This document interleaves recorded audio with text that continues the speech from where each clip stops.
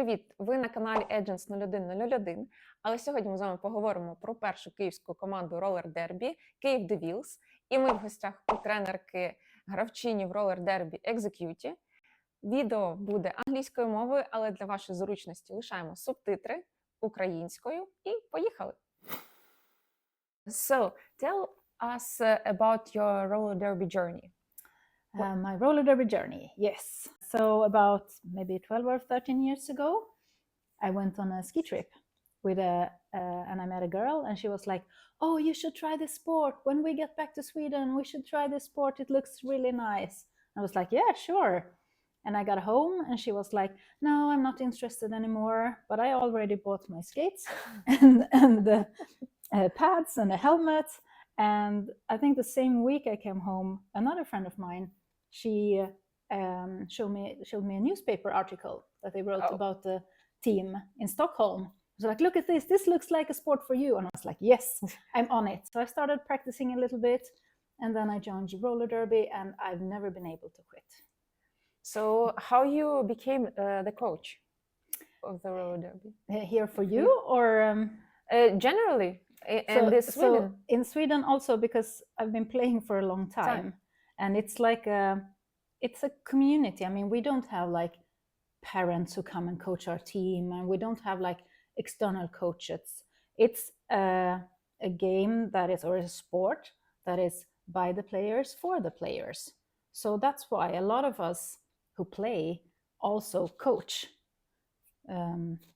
So, and I'm coaching some things that I'm better at, and maybe not coaching when we have like jammer practices. Maybe someone else will do the coaching because it's not really my strength, and so on. But yeah. You told us that this is community, like quite from person to person, and you train and coach everyone for each other. So what is the roller derby? Is it professional sport, or it's more like a matter for whom it's? I would say roller derby is for everyone. Actually, everyone who wants to feel a bit empowered in themselves, to maybe get a bit more of like a confidence. Because, you know, today, women, females, are expected to behave in a certain way. You're supposed to sit nicely, you're supposed to be quiet, you're supposed to smile. And roller derby is kind of like the opposite of that. Not really the opposite, but you are encouraged to claim your own space, because you're moving other people to claim your space.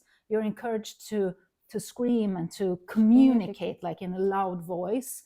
And that is really, really empowering, I would say, today, because not many sports are like pushing you to do that. You tell us also that you do not play like a jammer. No.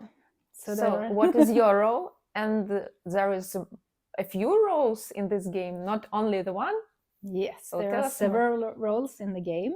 So you have the jammer is the person with the star on their helmet, and they are the ones that are taking points. Yeah, so they gain points by going around their opponents. Yeah. Then we have blockers. So I play as a blocker. It's good to be a bit like stable as a blocker, because you do get like a jammer in your back. They're keeping pushing you, so you need to be able to be stable and so on. And there's also the pivot, which is like one of the blockers. So there are 4 blockers from each team on track, and one of them in each team is a pivot. And the pivot is a little bit like the strategist of the game. Yeah, of the team, and they are trying to keep track of several things: our own jammer, their jammer, where are the other players, what are the refs saying, how much time is left, and things like that, and try to steer a little bit. And they can also become the jammer. If the jammer gets tired, they can remove their helmet cover with the star and give it to the pivot, and the pivot becomes the jammer. So it might feel a bit complicated, but a pivot needs to be like both stable and maybe some agile and quick. Jammers are usually good. They need to be quite quick, but they don't have to be like tiny and small and agile. They can be that, so they can like sneak around, but you can also have like a very big, powerful jammer that can push really hard into a wall and break them up and pass through. So basically there is a role for everyone in roller derby, and it doesn't matter what your body type is like. Sometimes it doesn't matter, even if you're like a beginner on skates.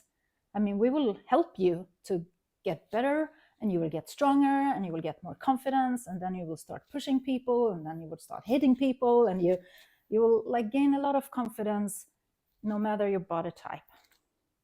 That's nice to hear, because and now while we are training, we are still discovering what the role I should play in this game. While we are discovering it, maybe you have some suggestions or like recommendations how we can open it for ourselves, how we can determine which role we should play in the game. So it's a bit of personal preference, I would say. So as I said, as a jammer, you need to have quite good stamina, because it is quite hard to keep pushing people around, and then you have to like skate the whole lap, and then you have to start pushing again. I mean, obviously everyone needs to have quite good stamina, because one jam in roller derby is 2 minutes, and you're going to be like active for like 2 minutes and very active for 2 minutes. So you need to have the stamina to do that. But people in the beginning, some people find it easier to be the jammer because you have like one goal. So you have to push through and you have to go around and push through, yeah. Blockers, it's like a more complicated kind of position, because you're playing defense and offense at the same time.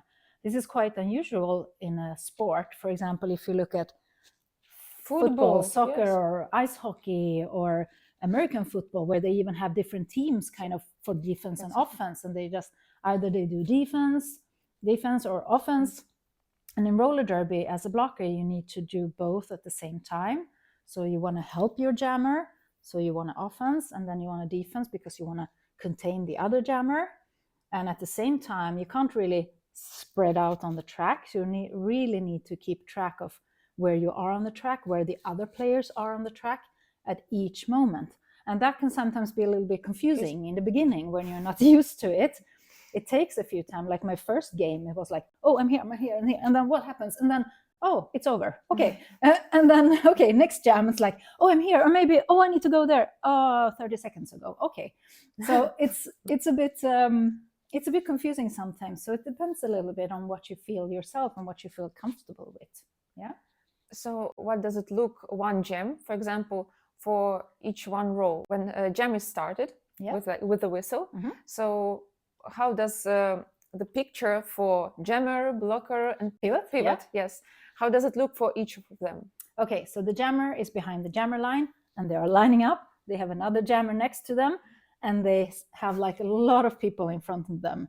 So they're like looking, and they're checking to see, okay, is there more space on this side, more space on this side, but they're like ready to go.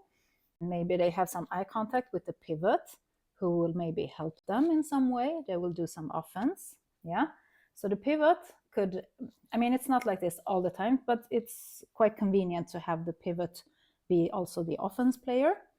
So the pivot would probably be standing in the other team's tripod. They would be like trying to get a good position to be able to move some people out of the way for the jammer to pass, yeah. And then we have the blockers. They're usually like in a tripod with two people with the back against the jammer and one person supporting them in the front. And those are placed maybe just in front of the jammers, and they're trying to, you know, oh, the jammer's moving this way. In the start, they're just like, and waiting, embracing, and trying to, like, when the whistle goes, maybe we'll just like back up a little bit to catch the jammer if they manage, and try to just like hold the jammer. So it's like a lot of, when you hear that, like 5 seconds, everybody's like, yeah, okay, and then beep, it's like game on. Wow. It was intense emotions, because even when we are training on our practices, it's already like very tough. And when you talk about 2 minutes here on the earth and on the other planet, in the derby, it's another level. It's another level of timing, because it's very long time. 2 minutes, it's like all the life goes by your eyes. Yeah, it is a long time. Sometimes we used to do, in my old team, we used to do like 2.5 minutes of jams. Oh, wow. on practices, yeah, because then To- 2 minutes would feel easier. But yeah, maybe that's taking it to an extreme. Yes. Купи козу, продай козу. But sometimes it's like play hard, train harder. Yes. Mhm. So yeah. Okay, so we can talk about entry level. What skills should person have to start training with us for roller derby? Okay, so you can come as a complete beginner if you want to, because there are ways we're like building up to the skills that you need to know. But it's also good to do like the trainings that you do, like with the what you call it, roller disco or Disco or or- basics for basics entries. for roller skating, because a lot of those skills are also very useful in roller derby. I think the difference is, I think it's mostly like speed control. As in derby, it's quite important to be able to speed up and to be able to brake. Mhm. So with the plow stops or T-stops, and that is something that could be good to start practicing on your own a little bit if you wanted to be able to stop properly, because that's a very good skill to have in derby. And otherwise, I mean, everybody's beginners in the beginning. Yeah. I mean, it's not like We're It's- not both born with roller skates. exactly. So I mean, it's a lot about knowing your body and having the balance in the right way. And then we're going to teach you all the rules. You cannot push people with your hands. Ah, You that's a cannot fun like one, yes. you cannot use your head to do stuff. You cannot kick people. And I mean, we will learn that, and eventually it's going to be easier. In the beginning, it's going to feel very weird to do like a one-leg plow stop, and it hurts, and it's like, oh, this is weird, and I'm not getting it. And then when you practice it for a few months, and it's like, oh, this is not a problem. No, I can do this one-legged plow stop, and it doesn't feel as uncomfortable because your body is getting used to Yes. the movement. And we can confirm with Oksana this that it becomes easier and easier with the time. So also I want to ask, if someone want to try like to join our practices, but he or them were skating like usual inline skates, is there can they join us? Because I think it's not dissimilar, of course. It's have some differences, but it's also have much in common. So can it help usual skates to roller skates derby? Well, I think yes. I would say the balance is a little bit different, and like on inlines you have the brakes like in the back in a way. So in roller derby you need to be a little bit more forward leaning. But definitely I think it could help to have been going on inline skates. But as I said before, it's not really necessary. And when we talk about equipment Yes. that you need for roller derby, so we do roller derby on the 4x4, 4x2 skates, like the old-fashioned like roller skates that we have here. And then you also need some protection, like pads, because you need like knee pads, elbow pads, wrist pads, and a helmet, because it is a contact sport basically. So I mean, and we do fall, and it's natural to fall. That's not an issue. It's not a problem. But we need to learn how to fall, and we need to have like the protection to be able to fall safely. But that all that equipment can be rented from you, right? No worries. We have everything. So they have everything, like skates and pads and helmets and everything.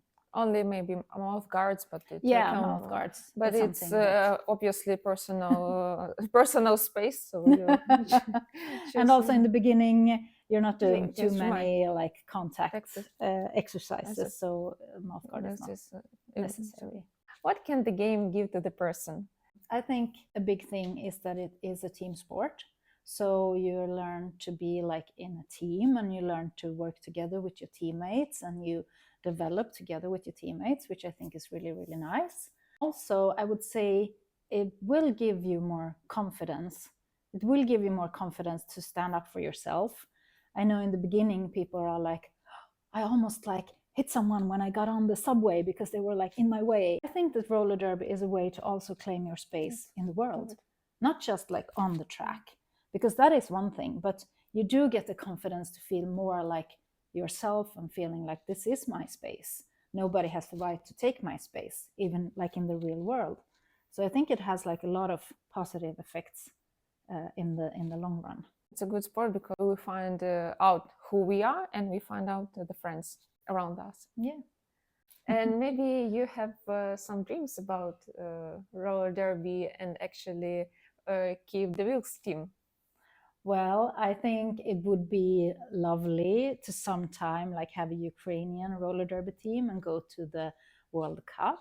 So that would be like a really nice dream. But maybe you have some thoughts and dreams about Kyiv De Wheels. I have one very beautiful, amazing, fabulous dream about our personal rink, or even not really personal, but usual rink when we can practice a lot and we can gather with all of our teammates. It would be like in a right shape of a road derby. It will be like beautiful. Yes, it would. And it would be nice to maybe try to go somewhere and play another game with another team, like abroad in the future, or like have some sort of, I don't know, training camp. Training camp, abroad. yes, sounds good. Maybe some practice with other team from other countries. Yeah. It will be lovely. Ми будемо раді бачити тебе на наших тренуваннях. Ми завжди в пошуках джемерів, півотів і блокерів. Запрошуємо на наші тренування познайомитися з класною командою Kyiv De Wheels, потренуватися разом з нашою тренеркою Exe QT. І до зустрічі на заняттях і підписуйтесь на наш канал. Все вже. Yeah. I understand some of it, and I understand that it will be in English, and you will translate it. Yes.